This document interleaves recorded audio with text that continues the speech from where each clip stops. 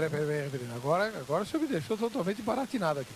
Lá no texto de Ezequiel, fala que o querubim da guarda se revestia de, que é Satanás, né? Se revestia das pedras, sardônio, ônix e mais não sei o quê, e passeava pelo Éden, né? Não é o Éden antigo? É o Éden futuro? Então o Satanás vai passear no Éden da... Não. Absolutamente não quer dizer uma menção muito menos de Éden futuro e não pode ser a do Éden passado. A ideia que ali tem é de que numa dinâmica espiritual havia atividade, mas a toda luz do livro de Ezequiel, mesmo quando se fala de mal, mesmo quando se fala de dificuldades, a ideia é de dificuldades para uma reconstrução, né? E quem era o querubim da guarda para o senhor ali? Na verdade, entendemos que são os anjos de Deus. Colocar alguém ali mais especificamente... Mas o texto fala, né, que ele foi expulso, né? Te derrubei de lá e tal, né? pode ser utilizado ali especificamente como uma explicação para a queda de Satanás. Agora, colocar ali no versículo 1, me parece muito mais o caso das passagens herméticas, como disse, não é? Em que se fala naquele ponto. Né? Tá bom. Vamos ver o professor Sapir. Vamos falar então do texto de Ezequiel. Bom, em primeiro lugar, a visão de Ezequiel, um dos profetas que mais visão teve, que tem de querubim com questões sobrenaturais, é o profeta Ezequiel. Ele faz muita menção de visões de querubim. Até o termo querubim em hebraico, que mais utiliza também de Gênesis a Malaquias, é o profeta Ezequiel. Só que essa teoria, essa pseudo-teoria de Sofrônios de Aberônimo, que isso tudo iniciou com ele, quando foi fazer a versão da Vulgata Latina, ele que deu a introdução a esse nome Lúcifer, que é em latim, porque, em primeiro lugar, que Deus nunca denominou nenhum anjo com o termo em latim, sempre em hebraico, Luci, em latim, Luci, Lucifer, portar. Portar luz, que isso vem uma tradução de Isaías 13:14, que é uma outra base que há para a queda desse ser angelical. Como caísse do céu, ó estrela da manhã, filha da alva, tu que debilitavas as nações e tu dizias no teu coração. Estrela da manhã foi a nota que São Jerônimo, praticamente, ele deu a Isaías 13:14 em latim Lúcifer, que é um nome totalmente equivocado. Por quê? Quando pega esse nome Lúcifer, depois vou entrar no texto de Ezequiel, só para explicar essa questão desse termo Lúcifer, quando eu pego esse termo Lúcifer em latim, quando eu chego lá para Pedro, em latim, na Vulgata, até que a estrela d'alva nasce em vossos corações, quando chego lá em latim, sabe qual é o nome que está? Lúcifer. Ali está falando do Cristo, não do demônio, não do diabo. Então, Sofrônio errou e muito feio.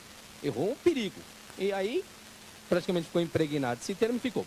Ezequiel 28, na verdade, não faz menção da queda de ser angelical nenhum, e vou explicar por quê. Primeiro, o capítulo 26 fala sobre a grandeza da cidade de Tiro, fala sobre o orgulho e fala sobre a queda. Essas são as verdades centrais do capítulo 26. O capítulo 27 de Ezequiel vai utilizar as mesmas três verdades centrais. Vai falar sobre a grandeza das embarcações do comércio do rei de Tiro, sobre o orgulho que levou e sobre a queda das embarcações, que é o que ocorreu.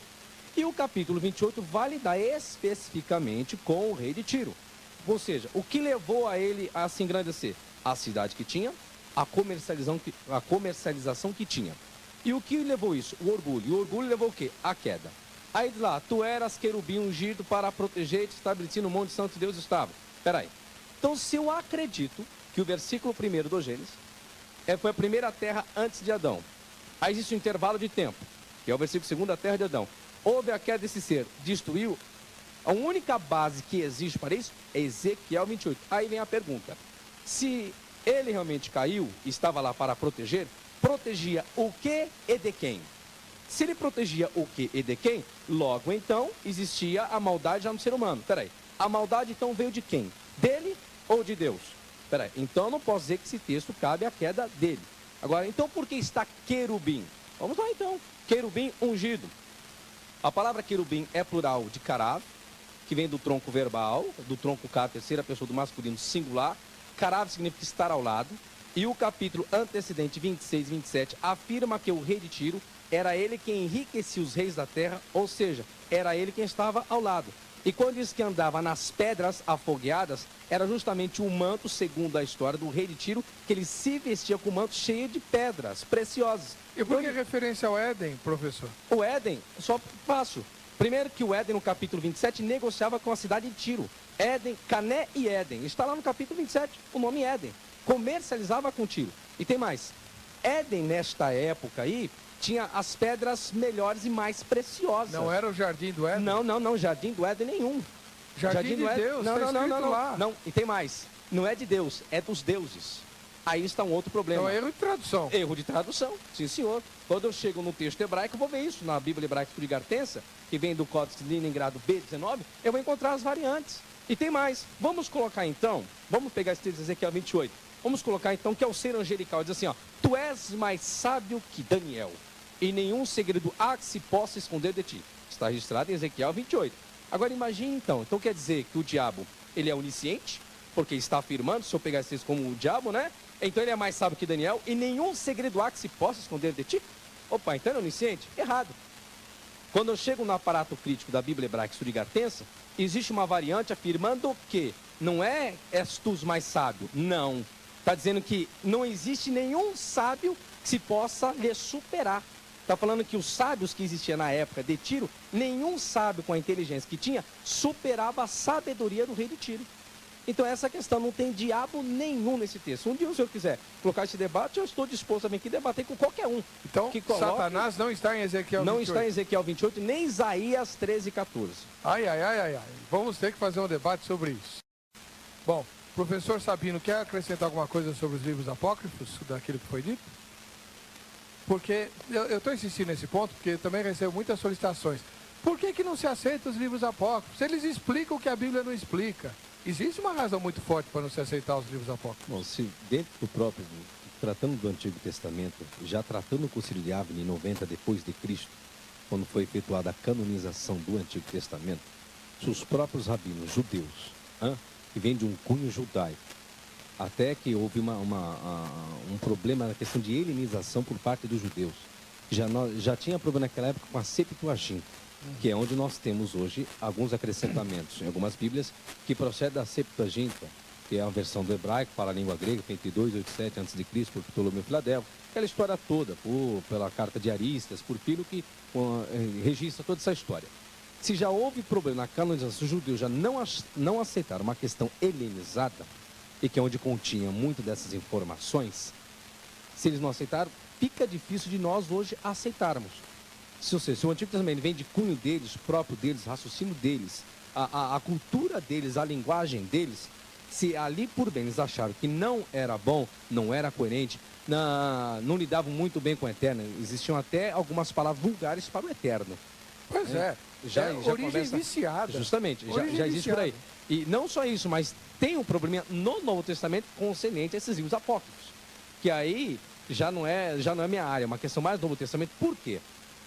Porque existe um apóstolo que faz menção de dois livros apócrifos que não está canonizado no Antigo Testamento, que é o livro da Ascensão de Moisés, que faz menção, e justamente o livro apócrifo de Enoque.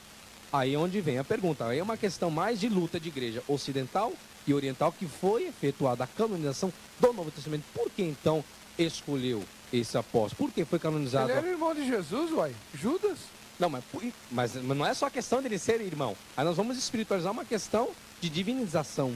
Não, mas isso pesou. Mas não só a questão do pesar. A questão mesmo do livro do Apocalipse. Não ia fazer parte do cânon. Não ia entrar. Foi uma briga em termos de igreja ocidental e oriental. Assim como o livro de Hebreus. Não ia entrar por quê? Eu sabia quem era o autor. Ou teria que ser alguém que andou com Jesus, ou respaldado por um apóstolo para fazer parte do cânon do Novo Testamento. Certo. Se não fosse, não poderia fazer parte. Tiago não ia entrar porque afrontava Paulo com a carta de Romanos. Sim. Então, a história da canonização do Novo Testamento é muito mais complexa do que a história do Antigo. A história do Antigo é simples, mas do Novo é muito mais complexo. Só fiz esse adendo para explicar se não entrou, então por que tal faz menção também.